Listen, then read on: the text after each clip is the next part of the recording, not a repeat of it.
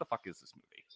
Draft Day is a 2014 American sports drama film directed by Ivan Reitman. You've heard of Ivan Reitman. He's directed all your favorite movies, not the least of which was Ghostbusters. So he is known for Meatballs, Stripes, Ghostbusters, Ghostbusters 2, Twins, Kindergarten Cop, Dave Jr., Father's Day, Evolution, My Super Ex-Girlfriend, and this was the last movie he ever directed.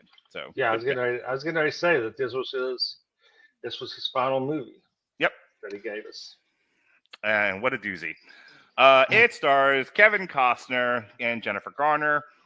It revolves around a fictional general manager of the Cleveland Browns deciding what to do after his team acquires the number 1 draft pick in the upcoming NFL draft. It premiered in Los Angeles on April 7th, 2014, and was released in the United States April 11th, 2014. It received mixed reviews from critics and was a box office failure, grossing only $29 million against a $25 million budget. This was also Jim Brown's final acting role before his death in 2023 rather.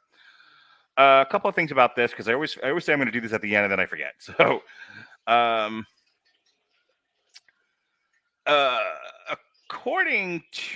regarding the sports in the United States, the NFL draft is one of the most celebrated and anticipated cultural phenomena.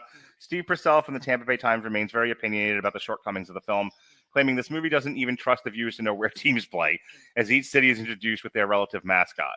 Other critics dissected and compared the less than realistic happenings within the film to their NFL draft counterparts. For example, most of the info gathering occurs on the final day of the draft, when the real NFL draft decisions take months of research and planning. These details are simple to overlook during the production of a multi-million-dollar movie, as Ian Rappaport is recorded sharing his awareness of the film's inaccuracies, stating that Hollywood does its thing. With the inclusion of an undeveloped love story amid heavy sports talk, the film strays from capitalizing on diehard NFL fans before the film is even released. The film itself is treated similarly to the NFL draft. Many scenes play like advertisements, with logo after logo being shoved in the viewer's face, along with loud visuals that give the viewer's impression they're watching something truly important. The NFL draft provides tens of millions of dollars for first picks, but these large-scale stakes are difficult to convey in a 2-hour movie. I'm going to be honest with you, Jason. I actually think the movie does a really good job of kind of taking something that might be alien to a lot of people and making it into a palpable narrative. When the whole like action of the movie is very business oriented, it is, there's not a lot of action to see. It's guys that have already played their college years, and they're kind of waiting in a pool, and then managers of football teams take turns selecting them for their teams. Like, it's fun to watch, I think, if you're a sports fan and you're really invested in the NFL, because you want to see your teams pick good people so they'll win. For somebody just watching a narrative on screen unfold, it would seem a bit wonky, and I think the film goes out of its way to make it unwonky. I want you to address that before I get into the plot of this thing, such as it is. Yeah, I mean, you couldn't have an actual film about the NFL draft. I mean, that would be catering to a really niche audience. Mm-hmm. So you gotta use other aspects. And you know what it reminded me of? It reminded me of the movie that we did the last time we did an NFL show. If you'll remember, National Champions. Yeah. which was about whether or not student athletes should be paid. And it was like, well, how do you game? Yes. Yeah, how do you fashion a fucking story out of that? And we talked about that. Actually, re-listened to that show. There's a lot of having to explain, and I said this at the time, you have to explain why this is important to the audience. You have to kind of break it down, because how many people understand the inner workings of the NCAA student athlete issue? How many people understand the inner workings of the NFL draft? Not many by comparison. Yeah, so you kind of got to dumb, I mean, in layman's terms, dumb things down to the average moviegoer. Yeah. To show them kind of what goes on behind the scenes, because that's what this is about. It's about what goes on behind the scenes of a professional football team during draft day. Yeah, a lot of things are done. A lot of research is done, and you do have that. But also, things happen the NFL draft is one of the most exciting things because you never know what's going to happen. Um, you had Mr. Irrelevant, which was the very last pick of the draft, end up being the starting quarterback for the San Francisco 49ers and Brock Purdy. That is something that, you look for. You look at one of the greatest football players of all time, especially of our generation. Tom Brady went in the sixth round, coming out of Michigan, went in the sixth round, like pick 199. These are things that diehard fans would want to watch and know and see the research. But your average moviegoer is not going to understand all the research, all the things that go into it. And like I said, you have a lot of moving parts. You have a lot of trades being made. You have a lot of behind the work phone deals and stuff. People calling each other. Is this pick available? I think another really great movie to compare this to is Moneyball. Yeah, I've never seen Moneyball. Are you serious? I've never seen Moneyball. Oh, break my heart. I've tried. I've been meaning to watch it, but I've never sat down and watched it. Bro, Moneyball's fucking awesome. But I hear great things about it. Gavin swears by it. Yeah, and he said that I definitely need to watch it. But yeah, I've never took the time to watch it. Okay. Well, spend an hour on TikTok. All the clips are there, especially the fun ones. But there are scenes of Brad Pitt and the other Major League Baseball general managers like trading players like horses. And that's very what much it a is. similar thing. That's why I made the comparison. And the best part is when you get the call back. When he's talking, when he's on the phone to get the picks back, and he goes, "I want to put you on hold," and then he comes back and goes, "Yeah, we." And he calls back to the line earlier. We live in a different world than we did 30 seconds. Which is what Tom did to him earlier. All right. Yeah, that's the beginning. So let me cut you off there so we don't keep giving the movie away before we talk about the movie. So draft day goes like this. Kevin Costner is the general manager of the Cleveland Browns. He is working for the owner, who is Frank Lagella. And Frank Lagella goes to him and says, I understand you're the former coach's son, who is dead, by the way. Kevin Costner's father is dead. He had to fire him, which is another plot point of this thing. And he was coach of the Browns. He's like, I understand you're kind of Cleveland royalty and everything, but if you don't make a big splash, if you don't get positive attention for the Cleveland Browns, I'm going to fire you. So Kevin Costner has to figure out what master does he serve? Does he do as the owner wants him to do and pick somebody who is going to bring a lot of headlines and a lot of attention to this, this struggling team? Or should he do what's right for the team and let the team win, and that'll bring enough good press? Like, that's where he's at.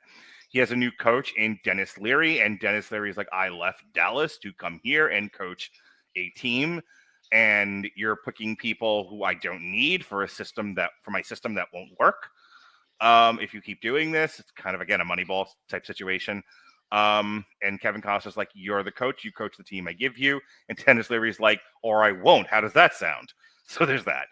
So that's kind of what's going on there. Also, he's been banging Jennifer Garner, and Jennifer Garner's pregnant. Also, his mom's in town because the dad just died not that long ago. And she wants to spread ashes for his father. And Kevin Costner's like, it's fucking draft day. Leave me alone. And there's a lot of like family tension there. So Kevin Costner has a lot on his plate just starting up that morning. Now we have the football players. We have the player played by good old Black Panther, dearly departed Chadwick Boseman, who's like, pick me, sir. Like, and his whole thing is, if I go and I love the nuance and sort of minutia of this. If you pick me in the first round, I get paid X. If you wait to the second or third round, I'll get paid Y. And frankly, I can't afford Y paychecks, sir. Which is really funny to hear from $1 million NFL athletes. Like, hey, just because I play in the NFL doesn't mean I'm filthy rich. Which I think is an interesting point of view. So he's like, please pick me in the first round, sir. There's the hottest prospect in the draft, Bo Callahan. He's a quarterback, and he is a Ken doll. But according to Chadwick Boseman, there's something amiss about him. He's not the cat's pajamas like you think he is. So a lot of the movie is Kevin Costner getting information about Bo Callahan and finding out what does Chadwick Boseman know about him that nobody else has figured out yet. The movie starts with the general manager of the Seattle Seahawks calling Kevin Costner and being like, "Let's make deals." And so Kevin Costner gets the first round draft pick by trading away, I think, the next 3 years of first rounders. Yeah, he trade to get the number 1 pick. He trades away the number 6 pick and 2 future first round picks. Right, which is not a great business strategy, but it's an opportunity for him to do, it's an opportunity for him to do what the boss told him to do, which was make a headline, make a big deal. So now what to do with that pick? Do I do Bo Callahan or do I do Vontae Mack, who is the Chadwick Boseman character? And then in like a sub plot line, there's the son of Ray Lewis, who is eligible for the draft, and he also wants to be a Cleveland Brown and wondering, can he be the first round draft pick? They don't Played by 32-year-old Arian Foster, who's very much proving black don't crack by playing a collegiate athlete. So have I mentioned that the people in Wildcats look like they were 30 in that high school team? Yeah. So anyway, so that's all that's happening there. And then the movie just kind of goes from there. A lot of what I just said is carried out over the 2-hour runtime of this movie. Let's see, how long is it actually? Yeah, 110 minutes, almost 2 hours. Then we get to the actual draft, and this is where the fun begins. It's the third act. The actual draft is awesome. So Jennifer Garner leaves a message after they've kind of resolved their do you not want to be the father of my child that you fathered. And he's like, I do. I'm sorry. It's just the draft. My dad, it's dark out there. Wolves after me. I'm sorry. I'm distracted and I'm a man. I promise to be, I promise to be with you. And she says, that's great. They're like, well, what do I do about this draft? And she gives him a note that says, Vontae Mack, no matter what. No, he wrote the note at the very beginning of the movie. Did he? Okay, I thought she left that note for him. No, okay. He writes the note. He comes down. He's in the kitchen fixing coffee, and he takes the piece of paper. Okay. And he writes it down and puts it in his pocket. Then, when his office gets destroyed, she finds the note. She's in his office and finds the note and gives it back to him. Okay, I missed the detail then from the first scene. Yeah. Okay, but I knew that's how he got the note back, was because of her. So anyway, so that's what he does. He uses his number 1 draft pick to now everyone thinks, including the owner of the team, who flew all the way to New York to hand Bo Callahan a Browns jersey, to then not hand Bo Callahan a Browns jersey, and he is pissed. They take Vontae Mack in the first round. And number 1 overall. Yeah. And so now I think like Seattle is like the 7th pick or some shit like that. Yeah, they have Cleveland's 6th pick. Yeah. So there's a break in between Cleveland not picking Bo Callahan and picking Vontae Mack instead, which sends his entire fucking team into turmoil. They're like, we could have had him at 7th. Who gives a fuck? Why would you do this? Dennis Leary quits. The boss is coming to kill Kevin Costner. Everyone's throwing clipboards. Like, everyone's like, what are you doing, Kevin Costner? And Kevin Costner's like, magic. And so we start to see Bo Callahan fucking plummet in this draft. Nobody's picking him. Which brings us to the next plot point in this draft. The young, inexperienced manager of the Jacksonville Jaguars are like, we were going to take Bo Callahan, but you don't seem to want him, and nobody does. What are we supposed to do? And so Kevin Costner's like, trade me your pick. You go regroup, figure out what you want to do, and we'll just deal with it. It'll be fine. And they're like, good deal. Woo! And and they leave a Jackson Jaguarville size hole in the wall. At which point, Kevin Costner calls. Mind you, this is now a mirror of the entire first scene, where everything that the CL Seahawks manager said to Kevin Costner will now say back to him. It's great. Like, if you're looking for screenwriting 101, just dialogue writing, this is perfect. This is a masterclass. It's so good. So he calls the manager of the Seahawks to just like, oh my God, Jacksonville, am I right? And he was like, yeah, it's not Jacksonville, it's me, and I'm going to pick Bo Callahan unless you want him. And at this point, what's happened over the course of the movie is that Seattle fans are like pissed that they did what they did, and they don't think the manager is doing a good job, and they're calling for his head. And Kevin Costner kind of calls him out on all that, and basically he's like, you need to give me back all my first round picks, and you'll get to pick Bo Callahan, and you'll look like a big hero, and nobody will be the wiser. And there's some dramatic tension about it. There's some hemming and hawing. There's some great acting by Kevin Costner, who's really fucking with this guy. And then finally, that's what they do. Kevin Costner gets the team's future back. They get a punt returner for no good reason. They end up drafting Ray Lewis' son, and the Seahawks get Bo Callahan, and all's well in Mudsville. Jason, draft day. Hit me, baby.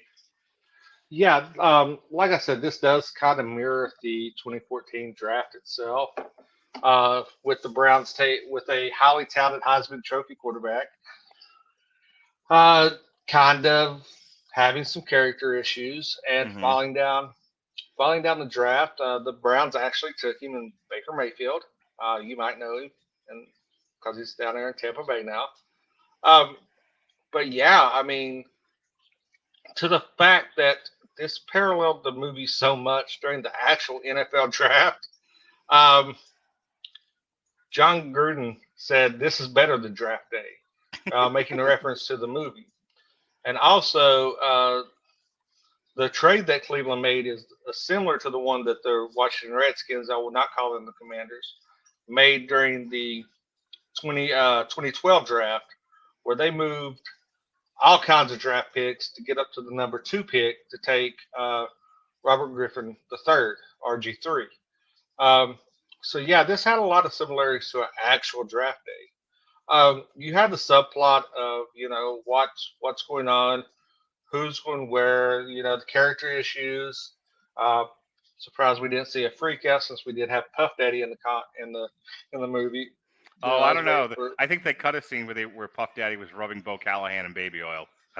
They might have, but yeah, I mean, you have, and originally, what's really funny about this, the original team that was approached was the Buffalo Bills to be the draft team, not the Browns, but the Bills backed out last minute, and they had to rush. And I think I think they also got filming credits for the film in Cleveland. Yeah, and it was cheaper to film in Cleveland, to film in Ohio than it was New York. Yeah. And like, it was some lowly person was actually a Browns fan and said, Cleveland never gets to win anything. Why don't we just go with the Browns? And that's kind of part of how, with that and the money breaks you get in filming in Ohio, that's how the Browns became the team of draft day. The funny part is, going back to similarities of the actual movie to the actual NFL, is the trick that they talk about with the $100 bill actually did happen. But it was not a $100 bill. They sent out at the time VHS DVDs to quarterbacks to see if they could learn the playbook. Well, Jamarcus Russell, who played at LSU, is one of the biggest draft day busts right behind Ryan Leaf, said, but the tapes were blank. But he doubled down. He said, I watched it. I think I can run this offense, everything. And, doubled down, lived the lie, and the tapes were blank. So so you see some of the things that you actually see in the NFL thing. The one thing I would have liked to seen about this is the second biggest thing going into draft day is, I think if we could have got cut some of the time out and took about maybe 20 minutes to show the NFL combine. And that being integrated into the film, and take some of the lesser stuff out. I think don't agree with that. I don't know. I think this would have been a lot better. I don't know what the combine would have added.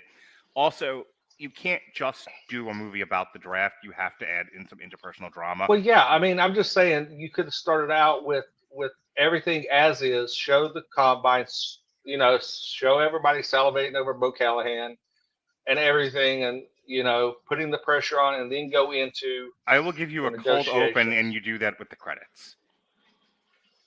Instead of opening in or do the same opening in Kevin Costner's house and the fight he has with Jennifer Garner, but I'll give you 2 minutes on the front end to show the combine, like quick cuts of the combine, and they're rolling the credits to draft day, and then we move. Then once the credits are over, we move into Kevin Costner's house and the fight that they're having over his lack of commitment to her.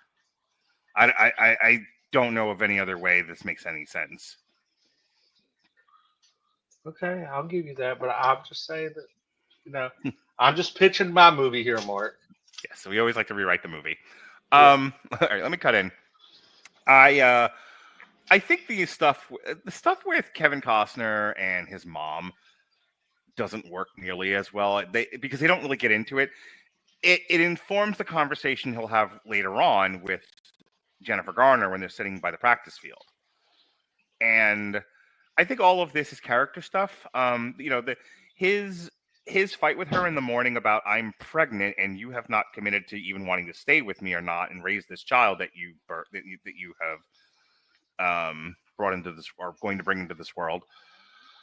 I think all goes to character. And I like the Jennifer Garner character in this. Like she's like, I don't know how to be. She has a great line in this later on in the movie. She's like, I don't know how to be a mom. I never said I wanted to be a mom. It just happens, and I'm dealing with it. Like I know football. That's what I'm good at. The rest I'm gonna have to learn on the fly. It'd be great if you were with me. And then over the course of the movie, he kind of figures out like work-life balance. He's like, I understand that I'm the GM of this fucking football team, but I'm gonna be a dad, and that's important too. I think if you take that out of the movie, you don't have much left to work with these people. The stuff with when he's talking to her about firing his father and why his father, he had to fire his father at the request of his mom because if he didn't, the stress of the job was going to kill him, and he died anyway, and how that bothers him and it's making him second guess himself, and that's why he's doing crazy things like trading away first round picks to the Seattle Seahawks. I think that all lends dimension to his character, and if he's not working, none of this movie works. Beyond that, like, there's some really good. It's one of the reasons why I like this movie is this is held up by really great performances. Chadwick Boseman, we lost him too soon. It's just, and he's so much better than the Black Panther role. Like, if you see him in anything else that he's in, including this movie, he's such a versatile actor, and he has Hulk Hogan charisma for days. He's so good. Oh yeah. And every scene that he's in, he's not in a lot of scenes in this movie, but every scene he's in, when he's talking about, like, I don't want to take a tumble. My nephews like to tumble, but I don't need to tumble, mister. It's good shit. And then the reaction that he has when he gets drafted in the first round, when he's the number 1 draft pick in the NFL, that's great. That's all good stuff there. The kid playing Bo Callahan, sufficiently smarmy enough without being, Dick Dastardly. Dennis Leary is Dennis Leary. Be kind of curmudgeonly and doubt everything. Be a thorn in the side of Kevin Costner. Great, he's outstanding as that. Tony Langella, I believe his name is. Frank Langella, who plays Anthony Molina, who's the owner of the Browns. He's a lot of fun in this movie. There's definitely a sufficient amount of menace when he's, talking to Kevin Costner at the beginning of the movie about like making a splash. Like nobody gets on the metaphor that he uses, nobody gets on the ride to not want to get wet. Everyone wants to get wet. So you have to make a splash. All right. All the stakes are there. I think it's a solid movie. The criticism in the wiki that I read about it doesn't trust the audience to know where things are. Dude, there are so many people. I know people who bet on sports that don't know who is in what team is in what sport.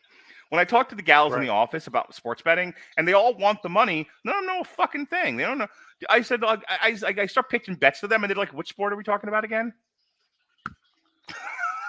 I had an ex-girlfriend win a football parlay simply because she went online and looked at the colors of the uniforms and who had prettier uniforms. Yeah, solid strategy. There's a TikTok account that I follow, and it's like a guy and his idiot girlfriend, and the idiot girlfriend knows nothing about football, and him having to like explain things to her, and it's hilarious. But I think, you don't make movies, for niches, not at the level we're making this. This isn't an indie pick. This is who fucking did this? This has got to be Universal. This was Lionsgate. Oof, this was on Peacock. This was distributed by Lionsgate and a bunch of other smaller companies. Okay, so Lionsgate's not the world's biggest studio, but it's still on the list of kind of major studios. They're not making, for the amount of money they spent on this thing, they're not making it for a niche audience. You have to make it for a general audience, and that general audience, there are still people who don't know the Redskins aren't the Redskins anymore. Yeah, I actually seen a girl on TikTok say that Donald Trump created the Washington Commanders because they couldn't let black people in Detroit win a Super Bowl. Solid theory. So putting, and here's the thing, like I've been following football really closely this year because I've been betting, so I've had to do a lot of research and reading and, not throw my money down the toilet, which doesn't always help, but enough about my betting hobby. Addiction. Shut up, Robert. I'm not gonna. I can't complain. I mean, I lost money on the Celtics losing tonight. So, did I tell you about my bet from last night?